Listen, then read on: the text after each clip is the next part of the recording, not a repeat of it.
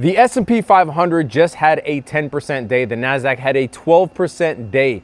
This ranks as the 9th best day ever by percentage in the S&P 500 and the 2nd best day ever in the Nasdaq. This stuff does not happen in healthy markets, so don't be under any illusion here, but we're definitely going to talk about it. It was also the single best day in my portfolio, I'm sure for a lot of you guys as well. So we're going to talk about how I'm positioned, what are some of the buys that we recently made, and how those are playing out. And of course, I'm going to be giving you my take on whether I think this is a sea change here. Did we just change course and are we just going to rally from here, or is there more pain to come? I'll show you what history says about days like this.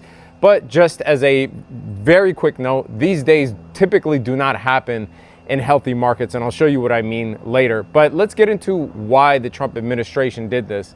So what did they do in the first place? They basically paused tariffs, not entirely, but they reduced all of those crazy numbers that we saw on the board that he held up during Liberation Day. They reduced the tariffs down to 10% for basically every country not named China for 90 days. Now, the market has been so beat up because of the tariff news that obviously it welcomed this. And if you guys recall from my last video, I said you do not want to be caught underinvested when the stock market is giving you valuations that we haven't seen on some of these stocks in 5 years.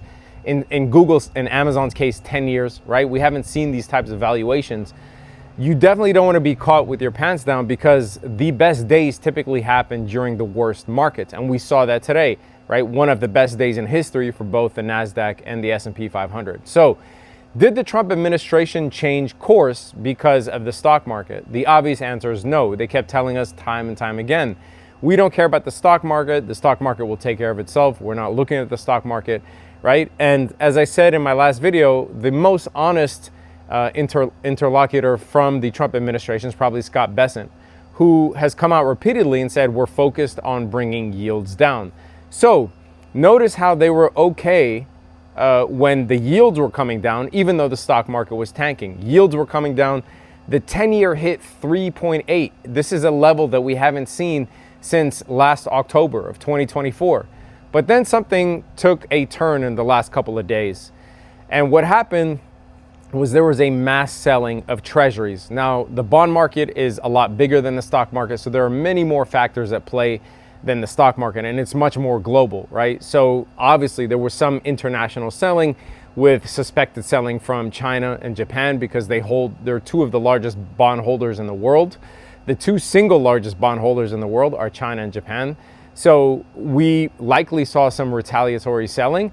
And then we also saw some fears from the likes of Jamie Dimon and people of that ilk where they were now pricing in a recession. And so bond investors are like, holy shit, if we're going to get a recession, why would we lock up our money? We need to get more yield for this.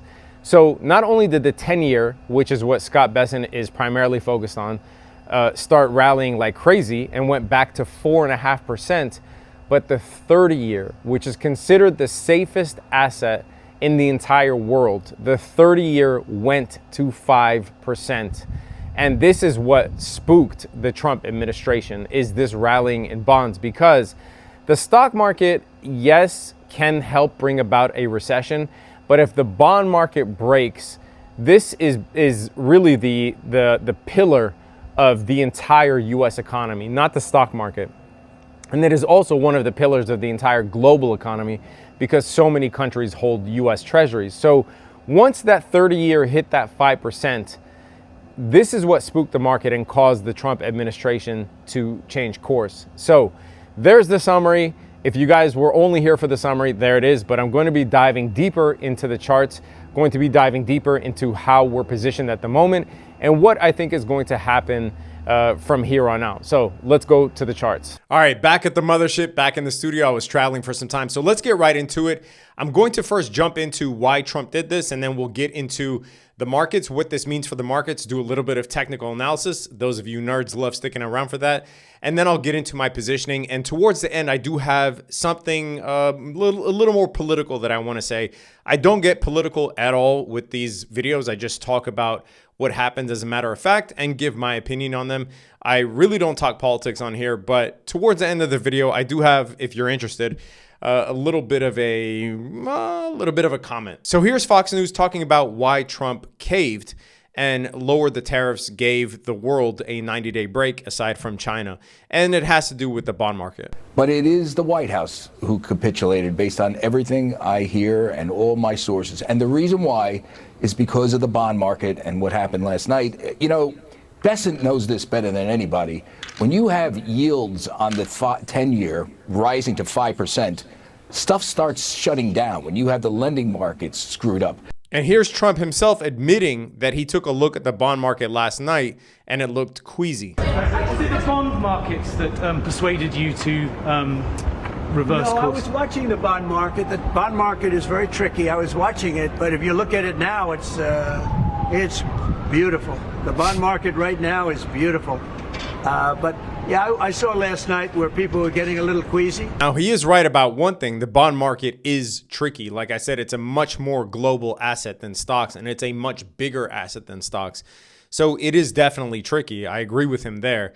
But yeah, I mean, he saw that the bond market was getting a little queasy. And then there's a report from Nick Timiraos of Wall Street Journal saying that Jamie Dimon, who's someone that Trump does respect, or at least has stated that he respects him in the past, basically came out and said that if this doesn't slow down, that this is going to tip us into a recession. And he's not talking about stocks, really. He was talking about bonds. And you can see here today, right before the Trump announcement, the 30-year bond went to 5%.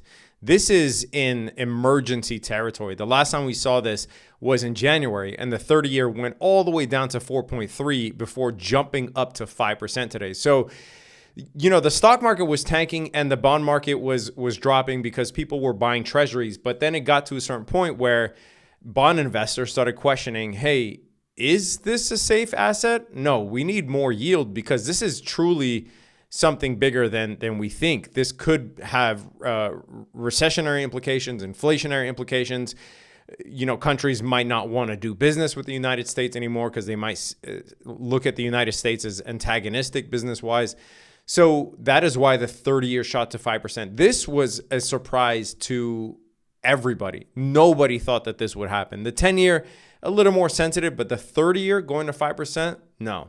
And it's not a coincidence that tomorrow, I'm recording this on Wednesday, April 9th. Tomorrow, Thursday, April 10th, we have a 30-year bond auction. So today, the 30-year spiked to 5%. If tomorrow's auction didn't go well, meaning if it didn't get bought up, then those yields could spike even higher. So is the Trump administration here done with their tariff experiment? This is obviously very hard to say if you're not in the administration.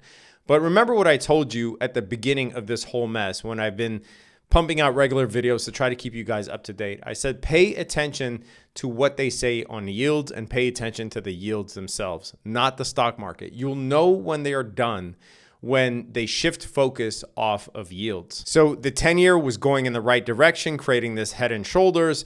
You had Liberation Day somewhere here. We tanked below that head and shoulders, and we hit 3.89 on the 10-year yield. Then it shot back up to 4.5. If this yield doesn't drop, right, if the 30-year, if the 10-year, if these yields don't drop back down to the levels at least that they were right after Liberation Day, then I think you can expect the worst from the economy, right? Like this, what Trump announced today is going to prolong the inevitable, in my view, if these yields don't come down. So just to summarize what I said, they were okay with the stock market crashing as long as bond yields were crashing too, right?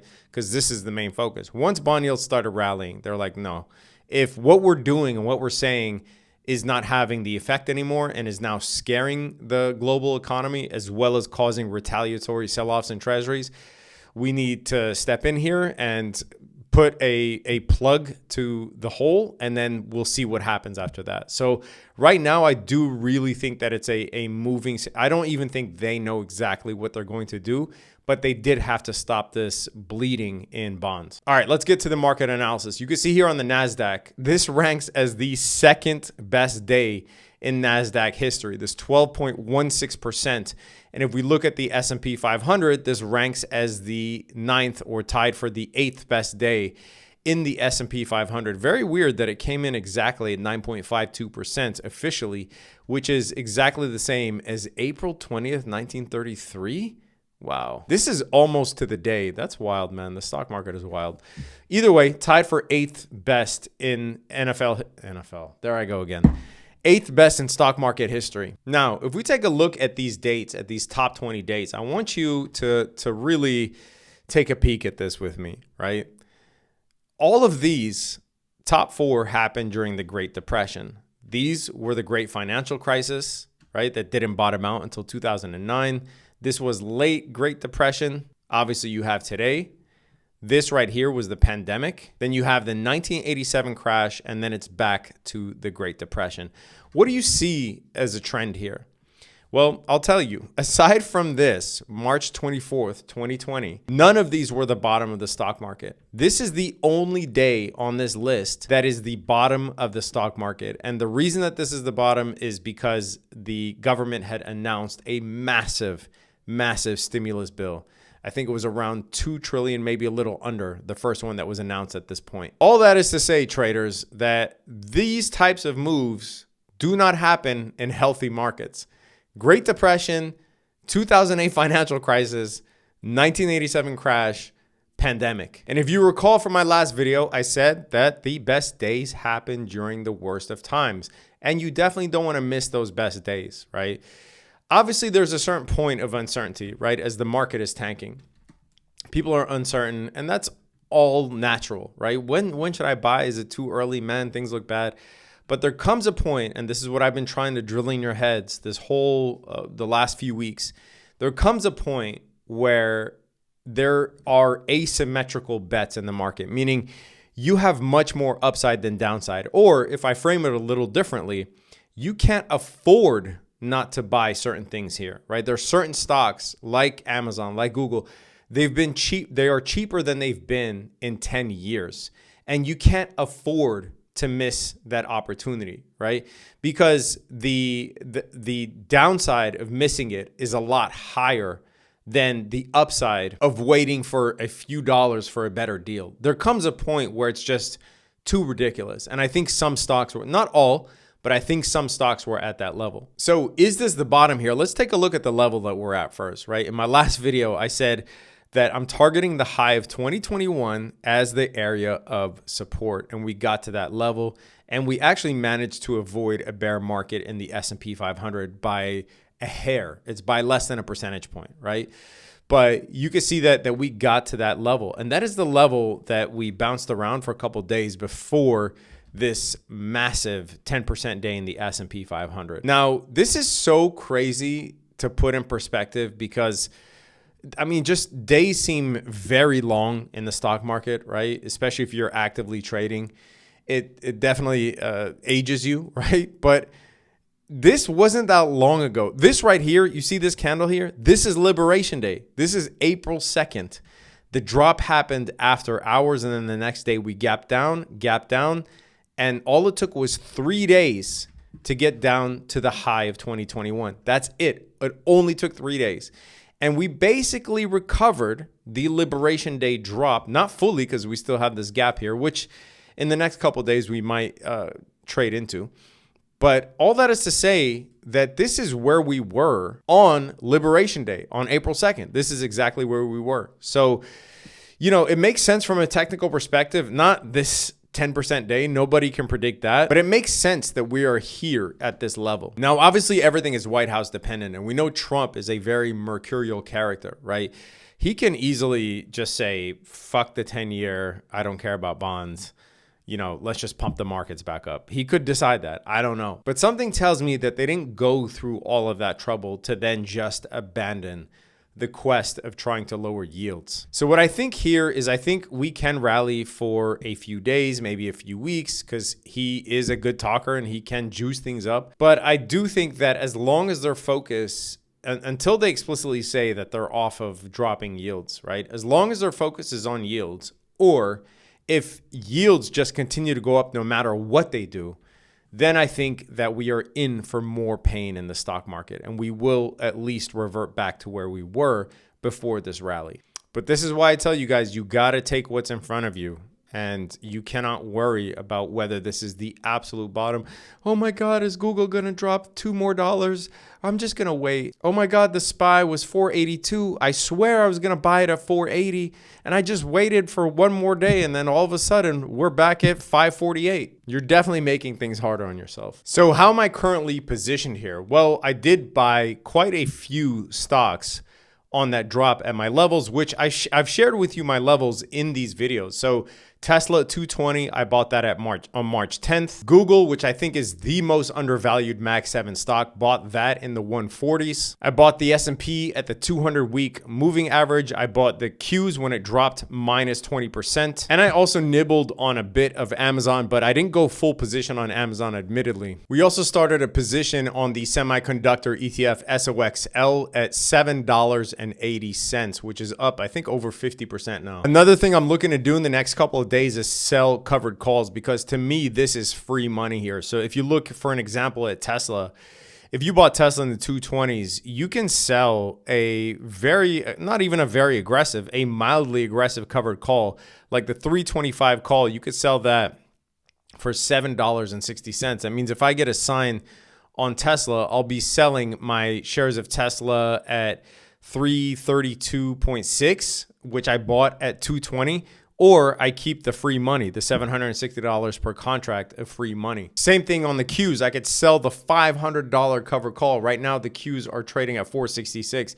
I could sell the 500 cover call for $2.61. And these are, shares of Qs that I bought in the low 400s. If you don't want the risk of letting go of your shares, you obviously don't want to sell cover calls, but to me, it's free money. So why not? So if you're thinking to yourself, man, I didn't buy anything, but now I want to buy, I just want to maybe, I don't know, hopefully I could drill it in your mind, because I keep saying this I've been running this channel since 2017, right? So we've seen a correction, we've seen 2 bear markets, and now we've seen a near 3rd bear market during that time. And I say this every single time, right? If you are finding yourself wanting to buy the highs and panic sell the lows, you have to reverse that. You absolutely have to. There's no other way to survive in this market without reversing that. Otherwise, you're much better off just passively investing from your paycheck and not looking at your brokerage account, right? If you want to be in this game of active trading or active investing, you have to be able to pull the trigger when there are asymmetrical opportunities. The worst that can happen is it drops a few points. What is the worst that can happen now if you decide to buy after a monster rally like this? The worst that can happen now is that it drops even more. And the stock market, I mean, think about it. We lived through the Great Depression, World War I, World War II. We lived through the 1987 crash. We lived through 9/11. We lived through the pandemic. We lived through the great financial crisis. The stock market is going to make it back, right? Unless the world is over and then you have bigger problems. The stock market is going to make it back. You will be fine, okay? So I'm not saying buy every little dip, but I'm saying if we hit a bear market, minus 20% on the Qs, close to minus 20% on the SPY, you have stocks like Amazon and Google that haven't been at these valuations in 5-10 years. You have to pull the trigger. Otherwise, this isn't the right game, and that's perfectly fine. All right, so until my next update, there is something that I want to say in terms of talking about these events that some people perceive to be political, right? I don't give a political angle. One, I really don't care. I am a much more cynical person than some of you give me credit for. So I'll make a video, right? Like this one, and just look at the comments. You'll see a lot of people saying, oh, you are you're just a sycophant for Trump. And then there will be other people that will say you're just a Trump hater. The truth of the matter is, I really don't care. I learned a long time ago to just look after my own, and that this type of internal politics is just smoke and mirrors. This is from my perspective, right? Like, I can be critical of this tariff plan that Trump had wheeled out, which he had to reverse today, right? Just as I could be critical of them trying to gaslight us and say that Joe Biden is mentally healthy and he's all there and he's fit to run the country. I can be critical of the Biden administration printing trillions of dollars, but guess who else did? Trump started that off in the beginning, right? Between 2016 and 2020. In 2020, he started the money printing and then Biden continued it.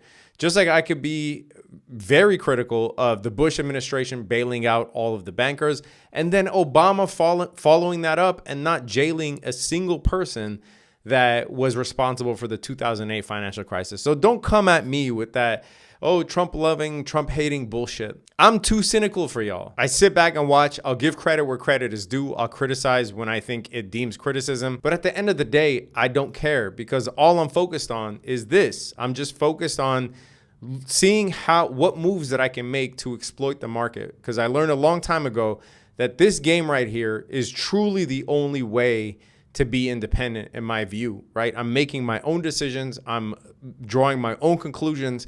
And I get to click buttons and make money at the end of the day. That's wild to me. So if I get caught up in like, oh, I'm just going to like put my blinders on and not criticize anything because I really love this guy. Or I'm just going to criticize everything he does because fuck him. Nah, bro, you're spending too much energy on something that is not going to help you and your family. That's my perspective. So, that's the political rant. It's not even really political. It's just a rant to tell you that I really don't care. I'm much more of a political cynic than anything. Anyway, I hope you enjoy your days. I hope you enjoyed this analysis. I hope that you can see that I've tried to help you throughout this whole ordeal and will continue to do so and give you my honest assessment based on the information that I know and what I can make of it at the time. Subscribe to the channel, hit that notification bell. Stay safe out there, traders. Peace.